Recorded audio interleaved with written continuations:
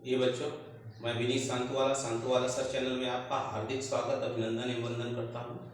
Income tax में income from salary में आप लोगों को पढ़ा रहा था, बीकॉम सेकेंड ईयर और थर्ड ईयर के स्टूडेंट को। अब टोटल रूल मैंने आप लोगों को बता दिया था। आज एस.सी. मेहरोत्रा का इलिस्ट्रेशन 18 लेकर के आए हैं श्रीमती किशन प्यारी। सवाल है, computation of taxable income from salary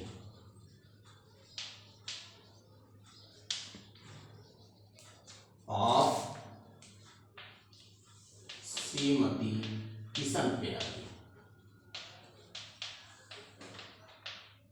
for the assessment year 2021-22। Salary पे बच्चों आपका दिया हुआ है 20,000 रुपीज पर मंथ। तो 20,000 में 12 से मल्टीप्लाई करके लिख देंगे 2,40,000 रुपीज। फिर इसके बाद आपका दिया है entertainment allowance 3,500 rupees per month. इसमें भी 12 से मल्टीप्लाई करके लिख देंगे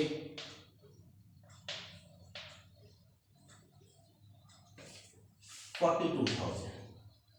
उसके बाद प्रश्न में दिया हुआ है 1,200 rupees convince allowance. Convince allowance exempt होता है, क्यों? मान लीजिए कहीं हम वर्क कर रहे हैं, एम्प्लॉयर हमको बाई प्लेन हफ्ते में 2 दिन कलकत्ता भेज दे, 2 दिन चेन्नई भेज दे, 1 दिन मुंबई भेज दे, है 1 दिन दिल्ली भेज दे। तो ऐसे सिचुएशन में यदि उसका अलाउंस उसमें ऐड कर दिया जाएगा तो सैलरी बहुत ज़्यादा हो जाएगी।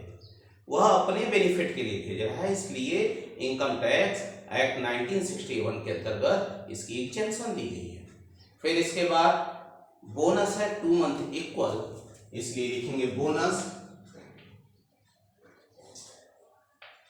40,000। फिर कमीशन दिया है 1 मंथ इक्वल, कमीशन लिख देंगे 20,000 रुपीज। इसके बाद दिया हुआ है कि उसने एम्प्लॉयमेंट टैक्स पेड किया है। एम्प्लॉयमेंट टैक्स ये बाद में घटेगा, माइनस करेंगे। उसे कंपनी ने एक जयपुर में किराए से मुक्त मकान दिया है, जिसके लिए कंपनी 90,000 रुपया वार्षिक किराया लेती है और कंपनी 8,700 रुपया वार्षिक फर्नीचर का पेमेंट कर रही है। 8,700 का फर्नीचर नहीं दी है, वह फर्नीचर का रेंट पे कर रही है। इस बात पे ध्यान देने वाली बातें हैं, अभी बताएंगे तो आपको समझ में आएगा।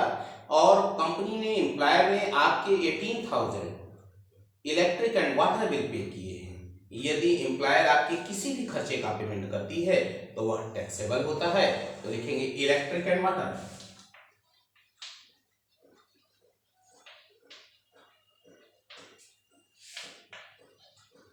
18,000 रुपीज।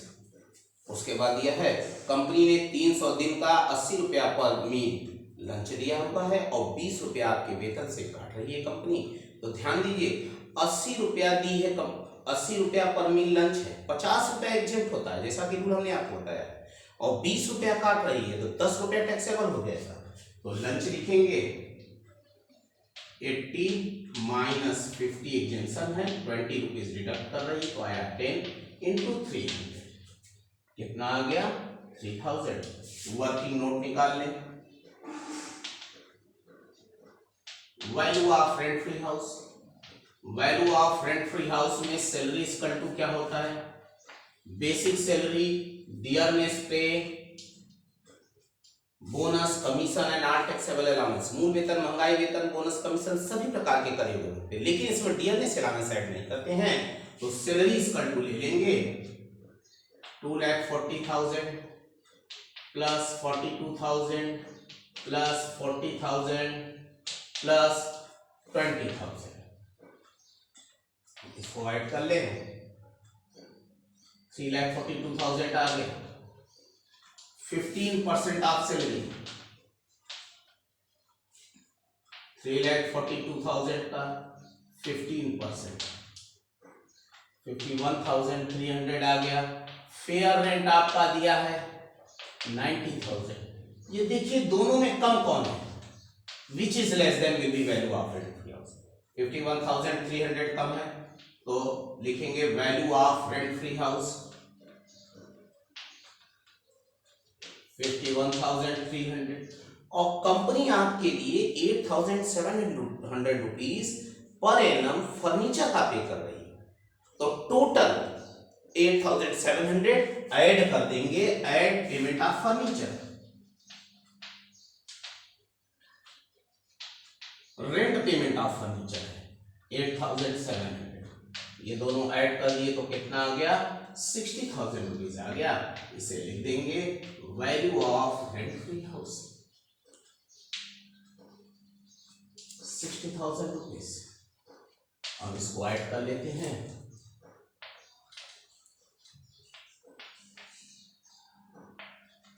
$4,23,000 आ गया।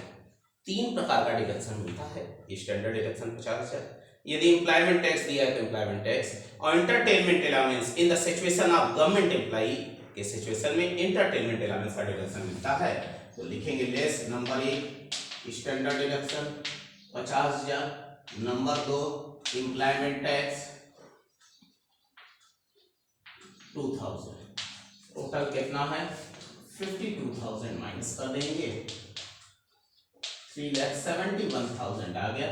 यही आ गया टैक्सेबल सैलरी। एक नजर आप लोगों को पुनः बता दे, बड़े अच्छे ढंग से आपको समझ में आएगा, आपको दोबारा किताब खोलने तक की आवश्यकता नहीं पड़ेगी, केवल ध्यान से सुने।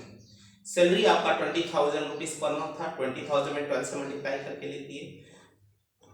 उसके बाद entertainment allowance 3,500 rupees per month था, 12 से मल्टीप्लाई करके लिख दिए। और कन्वेंस अलाउंस एग्जेप्ट होता है। फिर इसके बाद बोनस 2 मंथ इक्वल सैलरी कहा था, 20,000 में 2 से मल्टीप्लाई करके लिख दिए। उसके बाद कमीशन 1 मंथ सैलरी कहा था, 20,000 में 1 से मल्टीप्लाई करके लिख दिए।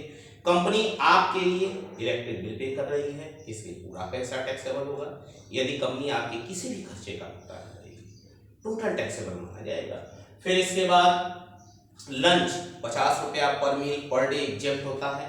उसने 300 दिन का 80 रुपया पर डे आपका लंच का पैकेट है, और 50 एग्जेप्ट होता है, 20 रुपया आपके सैलरी से डिडक्ट कर रही है, तो कुल माइनस किए तो 10 रुपया आ गया, 10 में 300 से मल्टीप्लाई करके लिख दिए 3,000।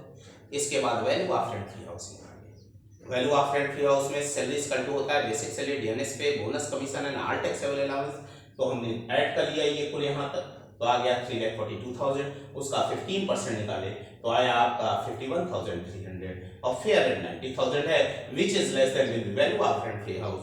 और कंपनी 8,700 रुपया फर्नीचर का पेमेंट कर रही है, तो रेंट ऑफ फर्नीचर 8,700 ऐड किए तो 60,000 आ गया। इसे लिख दिए value of rent free house, total add कर लिए 4,23,000 आ गया। उसके बाद दो प्रकार का डिडक्शन इसमें घट रहा है, एक तो निश्चय ही घटेगा, स्टैंडर्ड डिडक्शन 50,000, दूसरा एम्प्लॉयमेंट टैक्स है 2,000 दिया है वो माइनस कर दिए तो 3,71,000 रुपीज आ गया। यह इलस्ट्रेशन 3 था।